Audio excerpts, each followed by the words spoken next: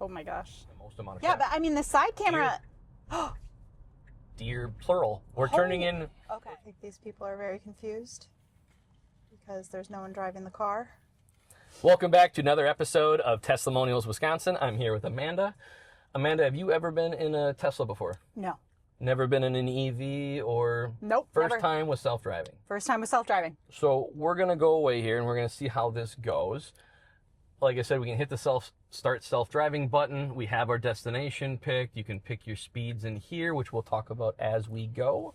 Let's just kind of get going with the backup and let's see how the car goes from here. At any point, if you feel uncomfortable, you can take the wheel and take over, but let's just get cracking. So hit the start self-driving. Okay, now you're along for the ride.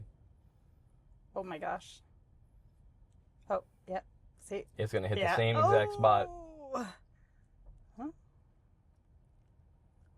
It's going to hit it more. Yeah. Oh! All right. So it doesn't care. It's just going to go. Wow! Let's see if it gets stuck. This is like the little engine that could over here. It's all-wheel drive, but it still can get stuck. I'm curious. I've never had it do that before, so why don't we have you take over? Take over. So tap the brake, Okay. and now flip it into drive. Flick it forward. Oh. There you go. Oh. And drive forward up into your driveway to try to get out of this snowbank that we're in. And then turn it. There you go. And now to go into reverse, you tap the brake and then you swipe down. There you go. Okay. And now back up like normal. So Okay. fail, Tesla. Didn't do a good job. So you're going to feel that braking right away when you let off the accelerator, and that's because it has regenerative braking. Okay. So the second you let off the gas, yeah. it feels like it's hitting the brake. Wow. It's actually not hitting the brake. That's the electric motor recharging itself. Okay. So now that we're out here, you actually don't have to do anything. Just hit start self-driving again. Okay. And the car will shift into drive, and now you're just along for the ride. Okay, but listen, just like doing it's smooth. It's smooth. It's a very smooth and comfortable ride. It's quite quiet inside. Yeah. And so after we went around and doing our FSD thing off camera, Greg did go for a little bit of a spin driving manually. Oh, yeah. Because he wanted to see what it was like. Yeah. And he actually really liked even just manually driving the car because it's quiet, it's comfortable. Yeah. It's a comfortable ride. So the fun thing, you'll experience this on a ride. But sometimes it's going to come to a stop sign, and this is a vision-based self-driving system. Mm-hmm. So it's looking around just like we are, except for instead of 2 eyes, this car has 9 cameras around it looking. Okay. And there are going to be times that we're going to come to like a stop sign, and it's going to creep forward even when a car is coming, and it's looking around the corner. So yes, we are too far to the right. I'm noticing that it thinks it's 2 lanes. It's thinking it's 2 lanes. Okay. So this screen shows you everything that the car sees. And right now, it thinks this is a 2-lane. So there are updates to this car all the time. Every week or two, there is an update to the car. And sometimes, what I always like to say is 2 steps forward, 1 step back. So right now, it's driving too far to the right, even now. A week ago, it didn't do this. Okay. So there was an update just this past week, and we gained some things and we lost some things. Even when we lose some things, I haven't felt dangerous. Okay. It doesn't like almost crash or kill me. But it just kind of does things like, why would you do that? So there's a car coming.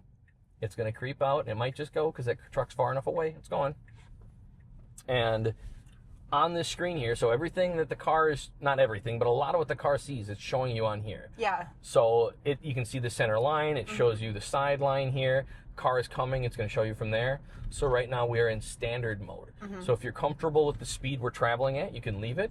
And at any time, if you want to go faster or slower, you can scroll this ball up and down, and it'll change our speed faster or slower. So how much did you say standard was above? Is it about 5? So it's going to creep up to 40, and it should stop here at 40. Okay. So with with the previous version, it was dead set at 5 over, and it wouldn't go 6 no matter what. Okay. With this last update, I've noticed there's a little more tolerance to it. It'll start going a little faster, a little slower. So that's something I'm hoping in a future update they go back to the previous one where it locks start. Okay, this is something I got to show Greg. So normally it always pulls into the close lane per law. Oh yeah. Per law, it usually always pulls in there. Right. But this time it pulled into the far one, and it rarely does that for me. Yeah. It almost always stays true to what the law is and Okay. stays over in that close lane, and then it changes lanes. but this is the second time in like 6-7 months it's ever done that for me. 6, 7. Comes up so often, doesn't it? Yeah. I still don't know what that's about. I guess I'm too old for it or something. No, it just means that you don't have children who are old enough age for enough? it yet. Yeah. Yes. Someday you'll get it too. So why do you think it is that in this particular instance it took the far lane and not the close lane? I actually have no idea. So they're always making updates. One of the biggest updates in the last couple months has been they changed the entire brain of how this works. Okay. And I think I know they're ironing out a bunch of bugs still. Notice the stoplights, by the way? I Yeah. don't know if you saw that before. Oh, no, I didn't, but now I can see. It Yeah. sees the green, it Okay. sees the red, it sees all of it. Yeah. So it's just kind of interesting as we go along for the drive to see what the car sees. From a comfort level standpoint, how are you feeling right now? I'm fine. Yeah. Not Like, I don't, stressed out? surprisingly, maybe because I've watched enough of your videos. Oh, well, thank you. So, you know. Yeah.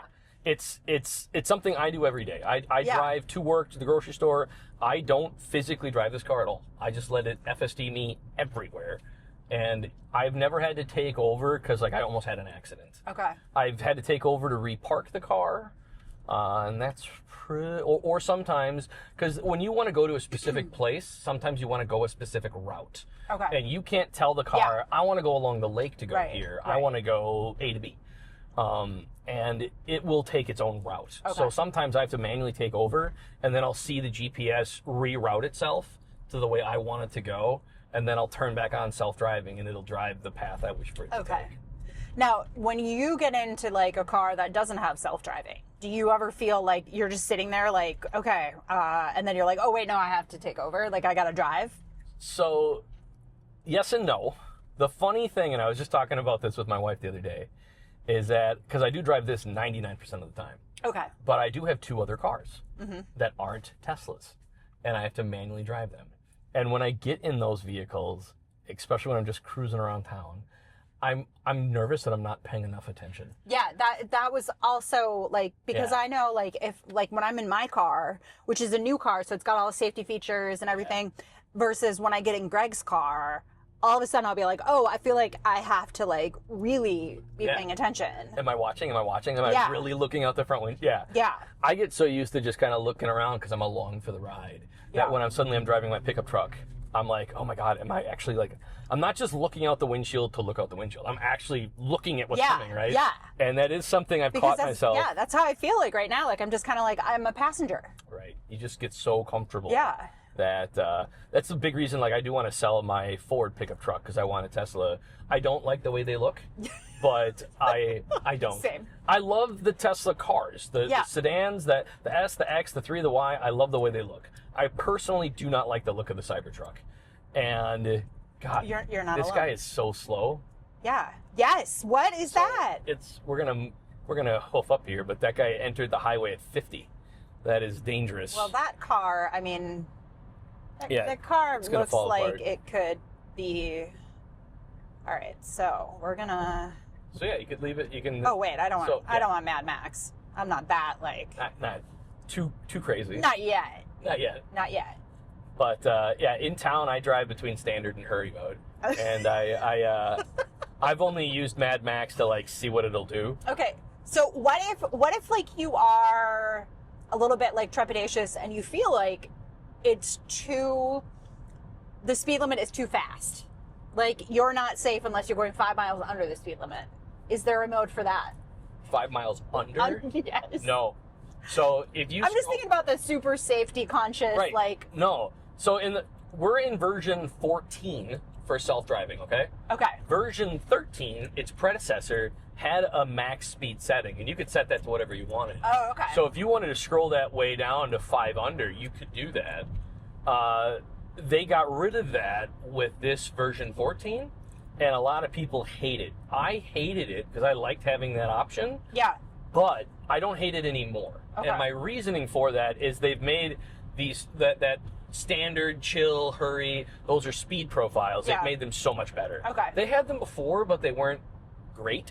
For me, it wasn't as much about speeding as much as how aggressive it would be. Yeah. Like if I would go in hurry mode in the city, there'd be a car coming and sometimes it would go out and I was very uncomfortable Oh, with that. yeah. I was like, that is way too close. Yeah. Whereas on the new version, it doesn't do that. I haven't had it experience that for me. Yeah. But it does much better at like 5 over for standard. Now we're going more than 10 over. So one thing I'd show you is in software here, if I scroll down, so we're in 14.2.1.25. Yeah. So that .25 we just got this past week. Okay. So that's brand new.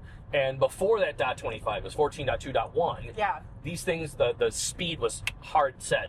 It would stay at 5 over. Yeah. It would never go more. Now that this past week we got that update, it's a little more loosey-goosey with the speed. So does it feel like it's almost more like with the traffic flow? Like, I don't know. I actually don't like it. I'm hoping the next update, which we'll probably get in the next couple of weeks, I'm hoping they go back to 14.2.1, where if I want to go 5 over, I'm in standard. If I want to go 10 over, I go to hurry. Yeah. Now, there's no in-between incremental. If you're a person that wants to go like 8 over, there was no control for that in version 14.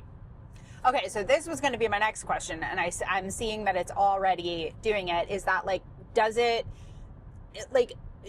understand when it's about to exit and then like we're not going to pass a car? And it clearly in this case, like it did slow down because we're approaching the exit. I will say yes and no. Okay. Sometimes it does a good job and it stays in the furthest right lane and it gets off when you want to get off. Okay. I've had it be in the right lane and then the guy in front of us is too slow and it starts to pass them. Yeah. Now, that also has to do with your mode that you're on. If you're in like Mad Max wants to constantly pass people and go fast. If you're in hurry mode will pass people more, some. If you're in standard mode, it doesn't pass as often. If you're in chill mode, it almost never. Yeah.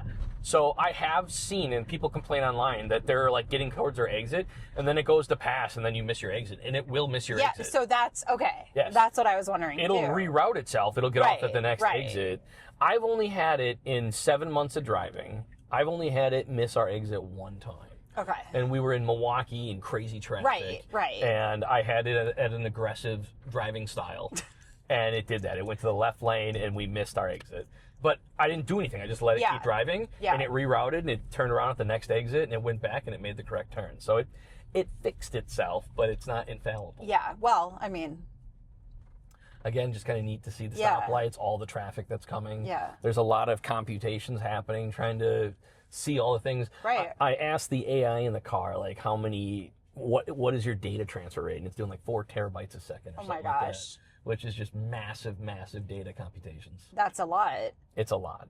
So it's watching, because it's watching not just in front of us, but it's watching behind us. It's making sure we don't get rear-ended. Yeah. So from like a safety standpoint, this car was ranked like #1 in America. Yeah. For mid-size SUV safety. Well, because it's got blind spot coverage that we just, like, we as humans just can't have. You can't see it. So I also noticed that when it puts a signal on, that the camera view from that side of the car pops up. Correct. So underneath the side view mirrors on both cars, it's actually on your fender, it's in the front. Okay. There is a camera looking backwards. Okay. So you can see that camera in 2 different ways. Number 1 is every time a blinker goes on, it has your blind spot camera, which comes up on your display. And number 2 is on the wheel here, there's that circle. Yeah. That is your cameras. And you don't have to be parked. At any time, you can just press it, like right now. Yeah. And it'll turn on all your cameras, so you can see your 2 sides. Yeah. And behind you, if you want to look at what's coming up. And then you can look in front of you, too. Oh, my gosh. So if you want to look at that stuff at any time, you can, which is handy. Sometimes it's nice to see your blind spots. Yeah. And if you want, you can press it off by clicking, or you can always swipe the screen as well.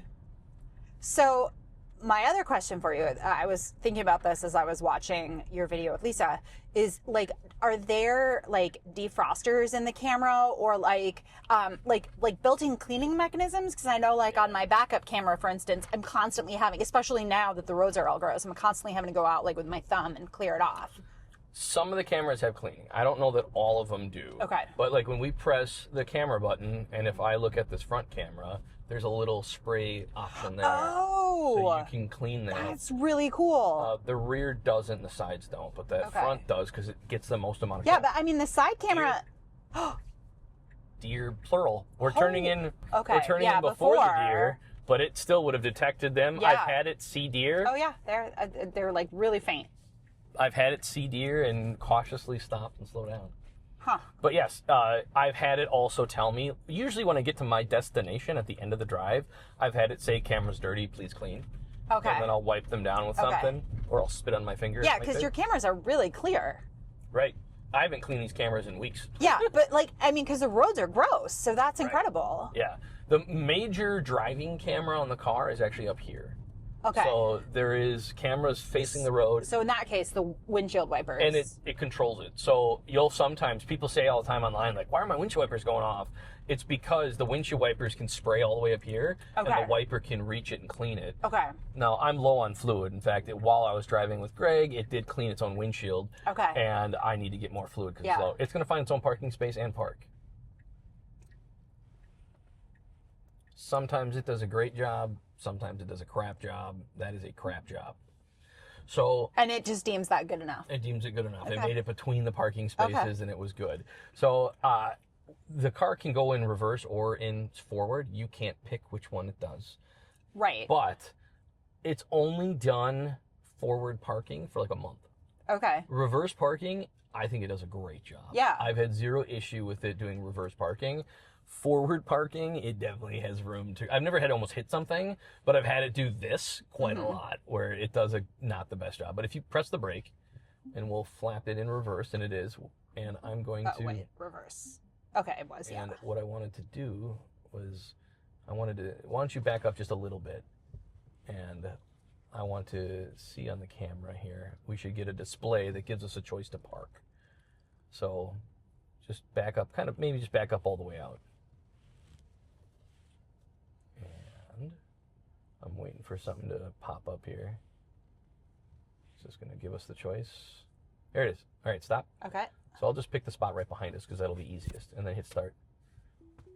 So when you're driving in a parking lot manually, if you don't want the car to auto park, so like for instance, when I'm going to a store, I will let the FSD take me all the way to the parking lot. And if I do nothing, it will park like it did. And sometimes it's good, sometimes it's not. But I always manually take over, and then I find the spot I want to park. Oh yeah, because look at that. It did a great job. So in reverse, I've had no problems. It's the forward in. It's a month old.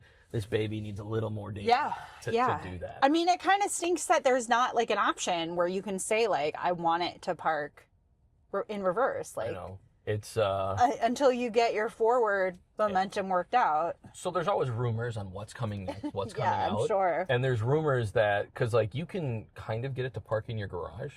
Okay. And there's rumors that like that'll be an actual choice, and then you'll also be able to pick if you want to go in forward or backwards. Because right now when I go back to my house, sometimes it does park in my garage. Yeah. But it always parks in forward, and I always back in. Yeah. So I need it to back in because my charger is on that side of the garage. Oh, yeah. So I need it to back in. I also want it to back in, but I need it to. And right now I can't pick it.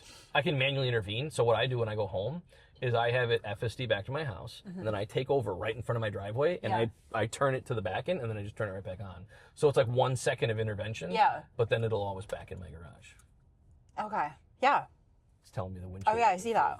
So let's go to Meijer grocery store. Okay. So why don't you can click on this and say, take me, or go to Meijer. Go to Meijer.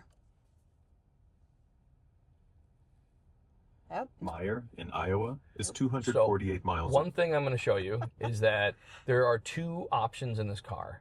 So when you press and hold, you turn on the AI. Oh, okay. And when you just tap it, it turns on a voice command. Okay. Prior to this week, that .25 I talked about, AI could not control your car. You could just talk to it, and it would be like, you could be like, hey, how late is Piggly Wiggly open? And it would tell you. Yeah. And you could ask it questions like that, but it couldn't control your car. In the last week, it can control your car. Okay, that feels a little, I don't love that. Yeah, I don't know if there's a way to turn it on and off, but it's a new update that they're beta testing right now. Yeah, that makes me a little nervous. But let's try tapping it and then say, go to Meijer.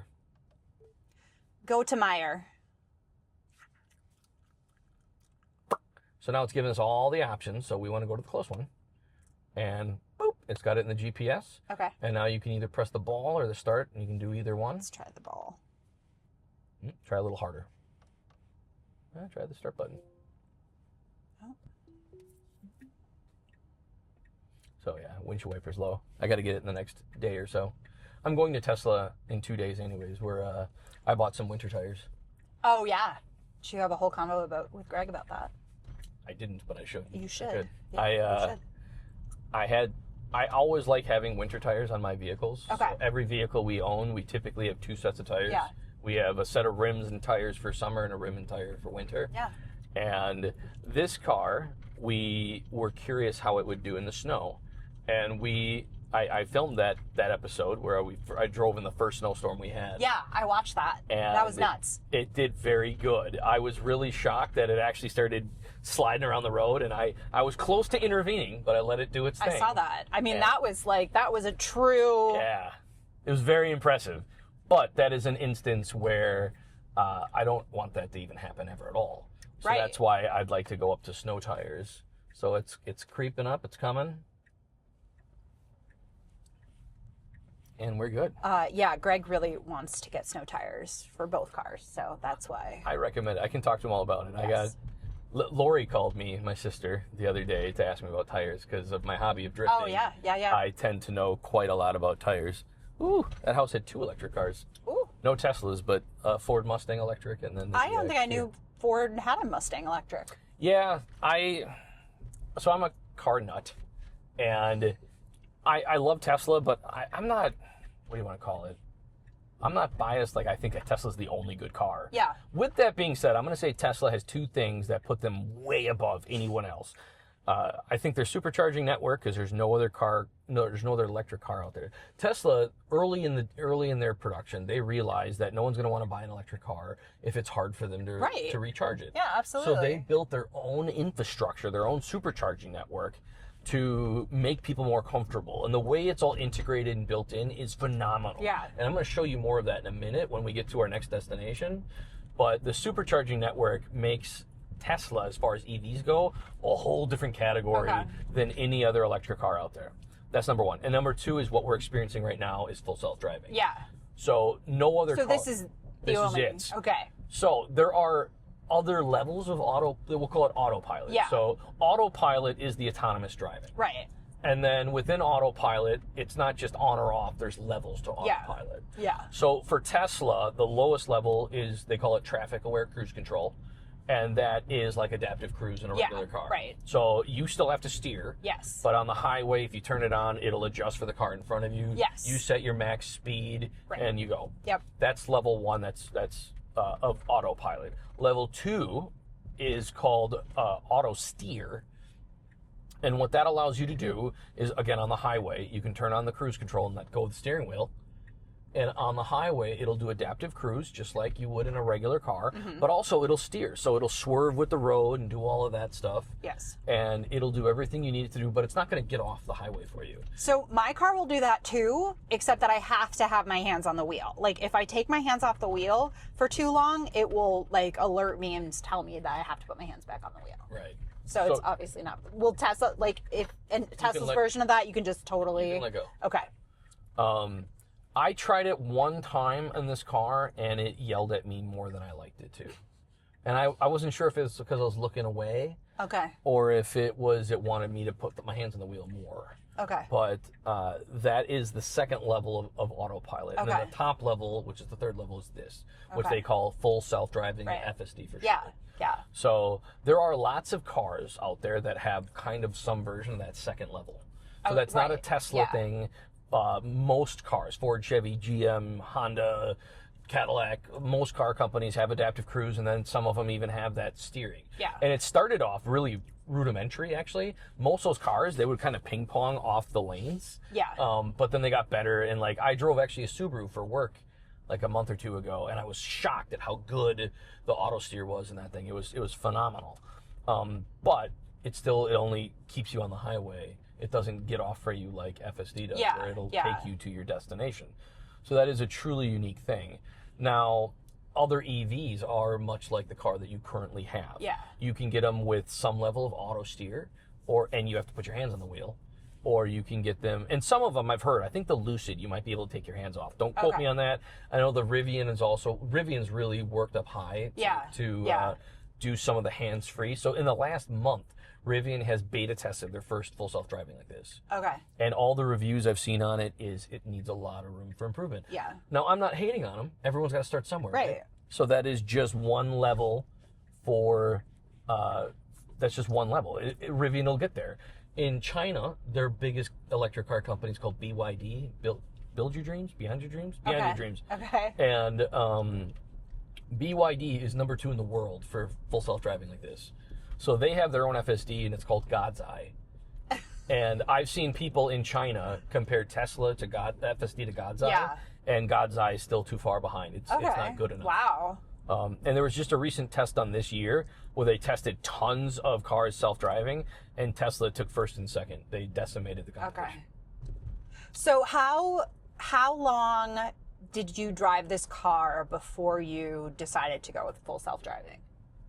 On the way home from the car dealership. Oh, okay. So it was like right away. You were like getting a Tesla, going with full self-driving. The reason we bought a Tesla was for full self-driving. Okay. So I heard about it, and then we went on a 30-minute test drive. Okay. And then we were hooked. And then you can book a 2-day test drive if you Okay. want. So then I booked one a few weeks later, and we went back and we took it home, and we had 2 days, and we did a full thing, and we were test driving the Model X, which is their full-size SUV. Yeah. And then a few weeks after that, I did another 2-day rental with this car, with the Model Y, and we were just trying to figure out our bang for buck, because the Model X is twice the cost of this car. Okay, yeah. So we really like the X. We'd love the X, but do you love it $50,000 more? Right. Oh yeah. Oh yeah. And that's why we ended up getting this, because it was just a better bang for buck. I think the X is amazing and it can do things this can't. Yeah. But it was just so much more money for what I thought I didn't need that much more. Yeah. But when we bought this car, you have to drive it for a couple blocks to calibrate the camera. So we picked this up from downtown Chicago. Okay. And I was like 2 blocks away, and I turned it on, and I didn't touch the wheel the whole way home. And 4 days later, we drove from here to Lansing, Michigan, 9 hours on my 4th day of ownership. Holy cow. And we just sat in the car and had chips, and it drove me through Chicago, through construction, through everything. And I think the construction and just the gridlock in large cities would be a game changer. So in gridlock, when you're in bumper to bumper traffic, you can just sit there and you can even, if you're going at a high speed, if you're going fast and you grab your phone, the car will yell at you. Okay. Not instantly. It used to yell at you immediately. Now it gives you about a 30-second window. Okay. Whereas if you're going slow enough, it doesn't care. Yeah. So if you're in gridlock, you can be on your phone texting, doing things, and the car doesn't care, and it'll keep nudging you forward with traffic. Oh my gosh. Which is really quite handy. So from here, how far away would the closest Tesla service center be? So where we live, there's one an hour away in Milwaukee. Okay. So 1 hour away, you can go and get service done there. Depending on what your service issue is, they also have mobile service. So I've had multiple friends with Teslas. They come to you and they fix it at your house. Wow. So it depends on what the service issue is. Okay. But they do mobile service often enough. So now that we're coming into this big parking lot, it is going to scan, and it shows you all the cars that it's seeing. Oh my gosh, yeah. And it's going to scan and choose its own parking space. Mm-hmm. So this is an instance in real life that I would just grab it because I would pick where I want to park. Right. But let's just see what the car does. Where it's going to pick right here. I don't know what it... Oh, it's backing up. It's going behind us. Yeah. Well, I prefer backing up because it does a better job. I'm curious to see, what it does now that it's backing up. So once it gets all the way in, it'll turn itself off. It'll park, and it'll be like, you can go grocery shopping or whatever. Okay, yeah, that's phenomenally better than the forward drive. You can see the lines and everything. Right. So now that it changed to this screen, you're in park. Okay. So now it knows that you're good to go. Okay. One of the things I wanted to touch base on is I talked about how much better the supercharging network is. Yeah. So if you're in your regular gas car and you're going to go to Pittsburgh, let's say, you get on the road, you start driving, and when you need to get gas, you're suddenly looking for gas stations, trying to find where I need fuel. You refill when you need to refuel, and then you keep going, right? Yeah. So people are concerned with EVs. They're like, oh man, if I'm on a road trip, now you're trying to find an electric a charger. And it's true that when you click on this, so there's a charger filter, which I have on right now, so I can click on this and you can look for chargers. Okay. But to me, that's not the golden ticket. That's not what I'm talking about. The thing that's amazing about this car is that when you're using FSD, it routes it for you. So right now, why don't you tap it and say, go to Pittsburgh. Go to Pittsburgh. So it is doing its navigation. and boom, it has all the chargers built in. So right now we're going to drive from here to Waukegan, Illinois. It'll be at 12%. That's great. So it tells you, like, it maps it it all knows in. how much battery you're going to use. Yep. It tells you you're going to get here at 12%. You have to sit there for 18 minutes to charge. And then you're going to drive for another 3 hours. And then you're going to stop for 16 minutes to charge here. And then you're going to drive for, another 2 hours. And then you're going to stop for an 8-minute charge. And then you're there. I mean, depending, that's kind of a lot of, but I mean, I guess, like, if we've got kids, we're generally making ideally 2 stops, but it would really be 3 anyway. So right. Some people think actually, I suppose you're at 63% right now. So when we went to Lansing, Michigan for our road trip, I charged it to 100% the night beforehand. Okay. And it's a 9-hour drive, and we had to stop once in Kalamazoo. And it was for 12 minutes. Okay. So, so this 18 minutes, like, is that going to charge it to full, or is that going to charge it to, like, 80%? It's going to charge it enough to get you to your next leg. Okay. So there's settings that you can go through to, like, I want a shorter stop. Okay. So you could choose more stops that are shorter or less stops that are longer. So you could say, I want to stop once for a half hour, but I'll make my trip. Or I'll stop 3 times, but each stop is going to be 8 minutes or something like that. Mm-hmm. So you can choose to make those adjustments in your settings, and that way it changes the way you route. Had you driven a gas car to Lansing before? Not to Lansing. Or was that, okay. I've driven all over the country. Okay. I've driven all over the world with a gas car. Well, but I guess my question is, have you driven somewhere, like, reasonably far away with this and in a gas car to determine if it's taking the same amount of time, if this is taking more time because you have to stop more, like, you know what I mean? I would say this is a little more time. Okay. So I have driven to a few different further away places where I had to stop once or twice. But for me, I don't even want to say took more time because of the fact that we still stopped to use the bathroom anyways. Right. So that's the big thing, is that, like, I'm not going to go, my wife, we can't go in the car for more than 2 hours without having to stop and use the bathroom. So I'm not hating on her, but that's the reality of it. So, and she was... Love you, CJ's wife. Yeah, right. She was 8 months pregnant when we went to... I think it was 8 months when we went to Kalamazoo. Oh, yeah. We stopped every 30 minutes to go to the bathroom. So it took a long time to get there. Yeah. But even if she wasn't pregnant or anything, we have to stop to use the restroom anyways. So to me, the fact that most of these charges, especially when I charge to 100% for my road trip, they're usually not more than 10 or 12 minutes. Okay. So for me to go, the superchargers are usually at a grocery store, gas station, something like that. So I go in, I charge it, I use the restroom, I usually buy a snack, and then I get back in the car and it's ready to go. Yeah. So it's every time I've been on a road trip and I've had to use a supercharger to charge the car, it's always done charging before I'm done. Okay. So I don't get back in the car and I haven't had to wait. Now, if you're somebody who has a huge bladder and you stop someplace, there are people who sit in the car and watch Netflix and YouTube and things on their car, or you can connect video game controllers and play. So that's an option. Well, I think it's also different too, like, if you're not the one driving. Like, I think when I'm the one driving, I want to just get from point A to point B and just be done. Right. So I think if I'm not the one driving, then maybe I have, like, an hour leeway in my tolerance for being behind the wheel, if that makes sense. It does. I get it. I find, and just to be tangent, it's not direct to what you just said, but I was just gonna say that, like, when I usually get eager to get places, but a lot of times it's also like I can get tired if I'm behind the wheel for a long time. Right. I would have thought that I get sleepy not controlling, but I don't. I'm actually more awake. Okay, that was another less question. Draining on you. Yeah, because you're not constantly. Right. Yeah. Okay. I'm gonna pause this here. Yeah. So I'm gonna have you get in the passenger seat, and I'm gonna summon you. Okay. And then I'll have you get back in the driver's seat, and we'll drive back. Okay. All right. Oh.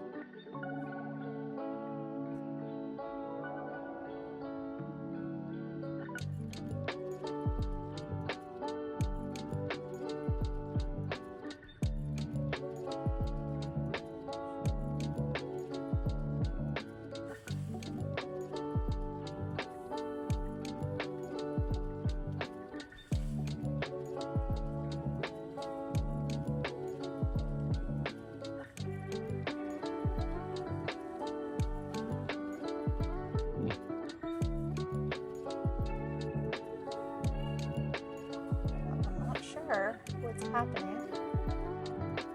Oh. Okay.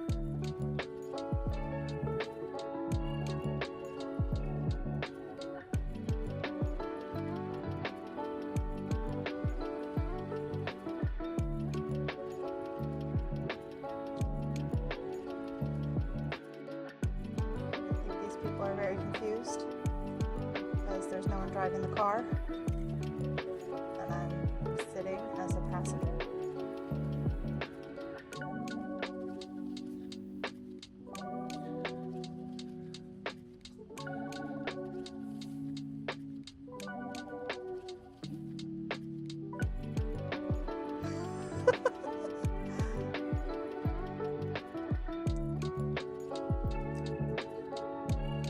Not sure how much I would use this. It makes me a little nervous.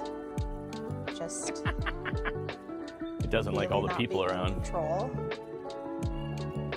But I can certainly see where it would have utility.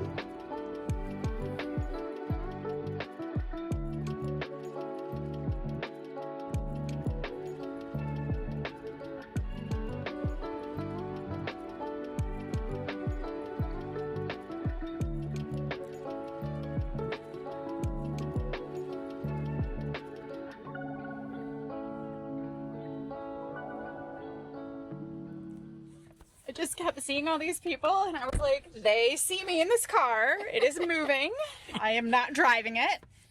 So the car, the Summon, I would say, is the most buggy of all. So, Yeah. So it's not flawless, but it was interesting to still see. Press the brake to get back into the driver profile. Oh, that's right. And now you can press the start self-driving. There we go. Now we have it set to your house. Yeah, I think that, like, it's so crazy because sitting behind the wheel in self-driving, it's so fluid and it really feels like I trust the car. Right. Sitting in the passenger seat while you're trying to summon the car, Yeah. I was like, I'm not certain that we're going to get where we're supposed to go. Summon is definitely the most buggy. Notice how it's watching the people. Yeah. And it's driving extra cautious for them.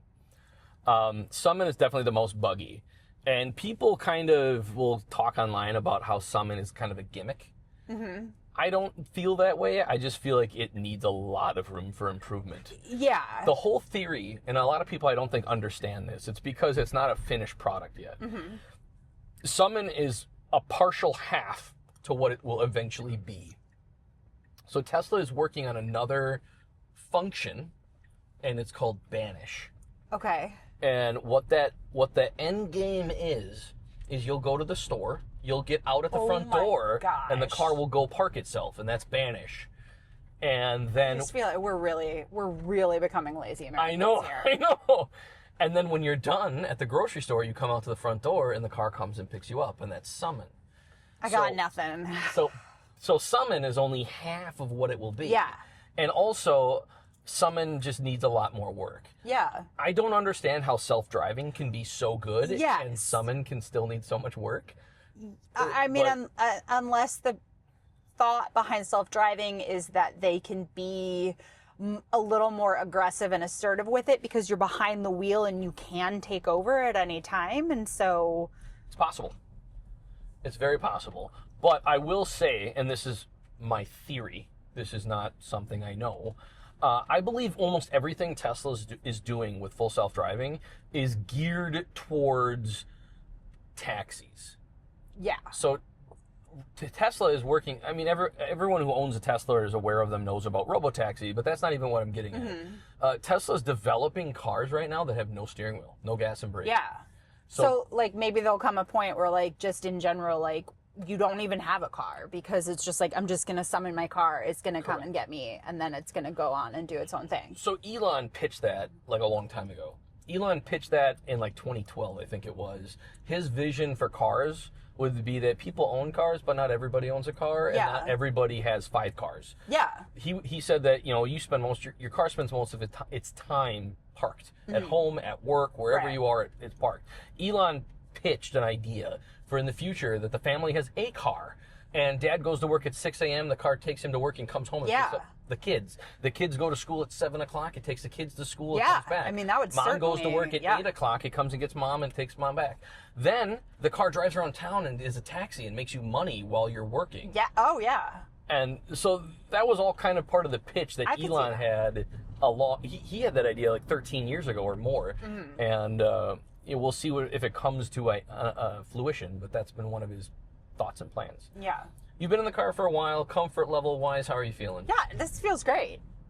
It's something that you're pretty comfortable with. Yeah. Do you have, I mean, I know you mentioned that you've seen some of my videos, but were your expectations prior to this similar to this? How did you think the car would perform? Not like this. Like, I mean, it really feels like somebody else is driving this car. It's pretty amazing. It's wild. Before I contacted you, so you didn't even see any of my videos, did you have any idea that technology was this far along? Probably not. I mean, I don't think so. Like, I mean, I guess because everything that I have heard has been like kind of the extreme situations where like the guy was like watching a video and like his car crashed and like that kind of stuff. I'm sure some of that has happened, but there's so much fake news out there about these cars that I don't understand. Like, for instance, kind of what you were talking about, I saw a story this year where they were talking about a man was sitting in the back seat and nobody was in the driver's seat and he was doing full self-driving and the car crashed and killed him. But you can't do that. Yeah. If there's nobody in the seat, it would stop. I can summon it in a parking lot. Yeah. But if we were to go onto a public road and I try to summon the car, it won't let me. Yeah. So that's why there's so much fake news that I've seen out there, and that's just one example. Yeah. And I even hate using the term fake news because it just. but getting away from that, it is fake news because I don't know how you can't do that. These cars can't do that. Yeah. So it's just interesting that I think there's things out there to turn people away. Yeah. And it is what it is. So I'm not gonna lie, the concept of like AI. Like taking over the car, like that. I mean, AI in general. Like I'm. It's a very scary thing. I am not as on board with it as Greg is, but like just I mean thinking like like at what point could something just like come in, take over the car, and just like drive it to wherever it wants it to go, and then I like the doors lock, like I just can't. And they open electronically. Yeah. So if it didn't want to get out, right. There is a mechanical lever right here. Okay. That you can, and it will mechanically open the door. Okay. So theoretically, the car can't actually lock you in. Theoretically, you can rip this. Because even if the car loses battery, if the power shuts off on the car, you can pull this lever and the door should open. Okay. I've never disconnected the power to the car to test it, but theoretically. But I do know online, people buy these like small glass hammers. Yeah. Oh, and yeah. they keep them hidden in their car. Yes. This is the ground of the floor of this car is flat, so this is really deep, Amanda. Oh. Okay, so this is interesting. So this is interesting because the limit line is way up there. Sometimes the car does weird stuff, and I think maybe it's the snowbank that's throwing the car off. Okay. So if you want to right now, you could give it a little bit of gas. You don't have to touch the wheel. Oh, yeah, just give it a little bit of gas, and you can encourage it forward a little bit. Okay. And then whenever you let off, it will stop. I have let off. Okay. Well, then the car will stop itself. Wow. Okay.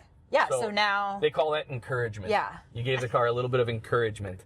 Now you could theoretically cause an accident. You could give it gas and it will go right through this and hit those things. Theoretically. Okay. So it's not an impervious system, but it's a good system because the car. In FSD mode, it avoids accidents and crashes. Mm-hmm. And then also, even when you're not using FSD, when you're driving, the car has a bunch of crash avoidance systems built in. Yeah. I love looking at the traffic lights, the way it has them illuminated stuff in there. Okay, so let me ask you this too. Like, I know you said this is supervised, like it's considered supervised full self-driving. Correct. So that supervision, does that get sent anywhere, or is that just stored locally on the car? So the supervised is this camera. Right. It's watching you and it stays local. Okay. It does not leave the car. Now, something that does leave the car, if you want it to, it's something that you set up. But I'm going to have you do something. We're going to have you take over for a second, but I want you to watch right here. So why don't you grab the steering wheel and give it a little shake. There you go. Now you're in control. Use the throttle. You see that? Yeah. So it's asking you what happened. So the voice command button, now you don't have to drive. Press the ball on the steering wheel. There you go. Now let go. You're back in the self-driving. Okay. But it gave you this autopilot disengagement, what happened. Yeah.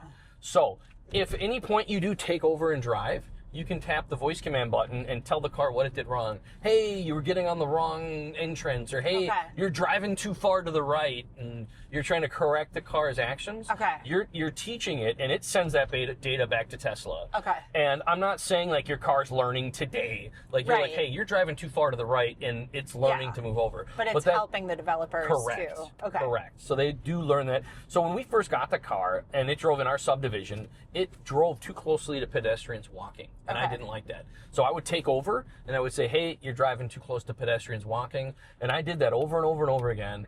And through feedback back to Tesla, it eventually updated itself. And now it gave walkers a wide berth. Okay. And it did it in like a month. It didn't do it in a day. Yeah. But it's not like it took years either. Yeah. From my ownership, I should say. So now obviously like you're pretty techie, right? And like you are like up on all of the updates and things like that. Do you feel like as a consumer of the full self-driving, like that you should be up to date on all of these updates? Or do you think that like just a sort of average techie person who maybe doesn't pay attention to that would be okay? I think for people who don't want the latest and greatest, like they want what works versus what's new. Does that make sense? Yeah. So I've said this over and over again, but every time there's an update, it's like 2 steps forward, 1 step back. So when you go into the controls, there is software, and then you can scroll down, and there is software update, standard or advanced. Oh, okay. So if you don't want the latest and greatest, but it might be buggy, you can leave it on standard. Okay. And you'll get less updates, but when you get updates, they're better. Okay. They're less buggy. They have less issues. Gotcha. And like my aunt and uncle live in Florida, they don't want the latest and greatest. They want what works. Okay. So they are on standard. Okay. So when there are updates that are proven out, ironed out, and good, they get those updates. But when there's all these new incremental updates, but they might have more weird issues, they miss those. Okay. So I leave mine on advanced because I want to see every single thing that happens, and I want to see what's good, what's bad. So I leave mine on advanced. Okay. So this whole thing right here, I might have explained this before, where it's driving kind of in the middle. It didn't do this a week ago. Yeah. This is one of the 2 steps forward, 1 step back. It used to drive exactly how it should on this road, and it'll avoid the van. As we get closer, it'll move over and avoid. Well, I noticed that when we were on that side, it was looking at the tar lines almost as if it was Center a lane. And my car too, if I have lane keeping on, it will look at the tar lines as a lane or as a line. It didn't do this a week ago. Okay. So a week ago, it drove over as it should, and this is just one of the hiccups in the last week with our new update. Yeah. And I'm guessing in one of the next updates, it'll fix this again. So that's why, for somebody who doesn't want all these little bugs, you're better off leaving the updates more to standard instead of advanced. So in the time since you've had this car, since the summer, and all of the updates that you've had, would you say that like it has significantly changed in that time? Yeah. Really? The user option of it, not necessarily. So there have been one big update that actually changed the controls. And that was when they went from version 13 to 14. So it should pull in your driveway properly without going up the curb. Look at that. Look at that. Like a champ. And it'll go into park automatically by itself. And if you wanted to, if it was still in drive, if you put your seatbelt, or if you took your seatbelt off while you were in drive, it would put it in park for you. And it does that easy entry. So your seat goes back, the wheel goes forward. Okay. To make it easy. You can turn that off if you don't like it. Yeah. But if you want that openness to get in and out, that's why they have easy entry. But here we are. We're at the end of the trip. Do you have some overall thoughts? Was it what you expected? Was it not? Did you like it? Did you not like it? No, I loved it. I thought it was great. I'm almost a little bit concerned at how comfortable I was because, no, it was great. Like it was so smooth and, outside of the summon, but I said, when I was in the car, I was like, I don't know how much I would use this. I can certainly understand the utility of it, but I think at least for now, like while the bugs are still being worked out, I use it a lot to give it more data. Okay. Not because I don't do it because I think it's good or useful. It's most of the time quicker just to walk to my car. Right. But I do it to give more data to make it better. Yeah. Yeah. But continue. No, but I can certainly, I mean, once it's, I mean, I just think about all the people who are out there who, you know, are getting to the point where like they shouldn't be driving so much anymore, but they're still capable of driving, right? Or like the people who, you know, like as we get older, like are like us driving at night, like our vision isn't as great. And so I think, I mean, I certainly appreciate where all of this is coming from. And it's heading in a really good direction. Yeah. And the prices are coming down because you can get one of these if you get the base one for $37,000. Yeah, I mean that's which is very reasonable for new car market. Right. Oh yeah. Yeah. And it comes with all of these if you get the self-driving, it has the ability to do. So whether you get the basic one or the fully built one, they're all capable of doing this. Do you think that they're like, how many people do you think latch onto the self-driving and then decide, nah, it's not for me? Like, do you think that happens? I can't imagine how. I know a lot of, in fact, most Tesla owners that I know don't use self-driving. They don't? But they never tried it. Okay. They bought it because they like the self-driving, they like the charge at home. Yeah. Because like the thing that's nice about charge at home, aside from it being way cheaper, is they like the fact that every day it's full. It's not like, oh crap, I have to go here, but I'm out of gas. Oh yeah. It's always full. Like you don't have to stand outside in -2 degrees and fill up your car. So that's from my experience. Most people I know bought their Tesla because they like charging it at home. They like how quiet and comfortable they are. They like the quick acceleration. But most of them that I know don't have FSD. Never even tried it. Okay. I have one coworker who uses it all the time, like I do. He uses it everywhere he goes. He especially loves it on road trips. But he uses it everywhere. Yeah. But most everybody else I know, they never even tried it. So I think they're missing out on an amazing part of owning a Tesla. Yeah. Yeah. It's such a cool feature. It's such an amazing, like I even like driving. I love driving. Yeah. But this is so cool. I think that's my other thought for you is like you are a driver. Mm-hmm. So I love driving. Yeah. This is so easy and cool. And I mean, I still have my other cars. I don't really like driving my truck, but my race car that's a true manual. Crap. The battery died. We'll do a closeout here. I should have been watching the battery. But last question is, would you, I'm not trying to sell the car, but could you see yourself owning a car like this in the future? Yeah, absolutely. And I think, you know, we've had these conversations, well, Greg more than me, but now I'm on board with it. Like before we bought my car, like we just bought a car a year ago and he's like, in some respects, I really regret not getting a Tesla. At this point, like when we replaced the other car, we just like, we can't, I don't think we can conceivably replace it with a Tesla until there's a viable 3-row option. You know, affordable. They have a 3-row, but it's $100,000. Is it here yet though? Oh, it is. So the Model X has been out for a couple of years. Oh, okay. But it starts at $90,000. Okay. So yes, affordable. So an affordable one. An affordable one isn't out yet. It's out in China, but not here. Yeah. And that one has the 3rd row, which is what we're eager for. So it makes sense to me. Completely. Yeah, absolutely. So I think if that were the case, like we would be seriously considering it. Like I fully like, and I guess a question for you is, do you feel like you would have 2 of these, or do you feel you don't feel like you need to have a gas car as like a backup? Before owning this car, I did feel like I needed a gas car. I needed to have a backup gas car.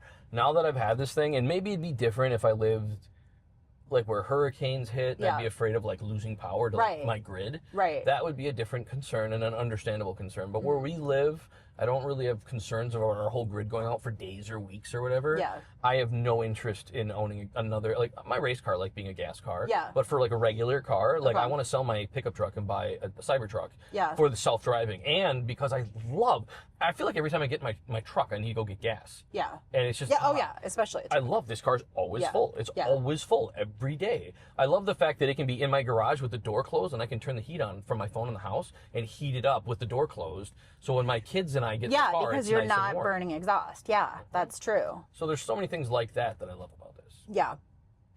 I want to thank you for going along for the ride. Thanks for having me. This was fun. Perfect. If you like this kind of content, please like and subscribe. Thank you.